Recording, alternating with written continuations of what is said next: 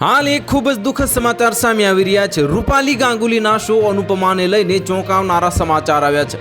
જો રિપોર્ટ્સનું માનીએ તો આ શોને કેમેરા આસિસ્ટન્ટનું મોત ઇલેક્ટ્રિક શોકને કારણે થયું છે અને તે સેટ પર ડ્યુટી પર હતો ત્યારે તેને વીજળીનો કરંટ લાગ્યો હતો અને આ ઘટના મુંબઈના ગોરેગાંવ સ્થિત ફિલ્મ સિટીમાં બની હતી અને આ ઘટનાથી સૌ કોઈ ચોંકી ગયા છે।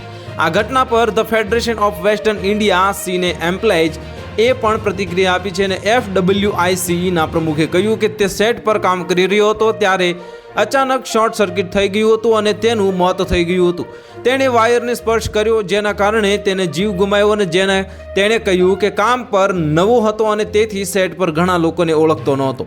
ફેડરેશને તેના નિવેદનમાં ખાતરી આપી છે કે તેઓ મૃતકોના પરિવારના સભ્યોને વળતર આપશે અને અનુપમા શો હાલના દિવસોમાં ઘણા કારણોસર ચર્ચામાં છે અને ગત દિવસોમાં આ શોના ઘણા સિતારાઓએ શો છોડી દીધો છે અને જેના માટે ઘણા લોકોએ રૂપાલી ગાંગુલીને જવાબદાર ઠેરવી હતી।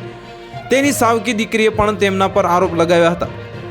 ટીઆરપી ઘટવાને કારણે શો છોડનારા વનરાજ શાહ એટલે કે સિદ્ધાંશુ પાંડેએ પ્રતિક્રિયા આપી છે। તેમણે કહ્યું કે આ શો 4 વર્ષ સુધી નંબર 1 પર રહ્યો છે અને ડેઇલી શો માટે નંબર 1 પર રહેવું સરળ નથી અને આ સિવાય તે થોડું નીચે જઈ રહ્યું છે। તેની મને એવું લાગે છે કે ઠીક છે કારણ કે કોઈ પણ શો માટે સતત નંબર 1 પર રહેવું અમાનવીય છે। તો હાલ માટે આટલું જ। મળીશું નવી અપડેટ સાથે। જો તમને અમારા વિડીયો પસંદ આવતા હોય તો વિડીયોને લાઇક કરી દેજો, ચેનલને સબસ્ક્રાઇબ કરી બાજુમાં આવેલા બેલ આઇકનને દબાવી દો જેથી તમને આવા સમાચારની અપડેટ મળતી રહે।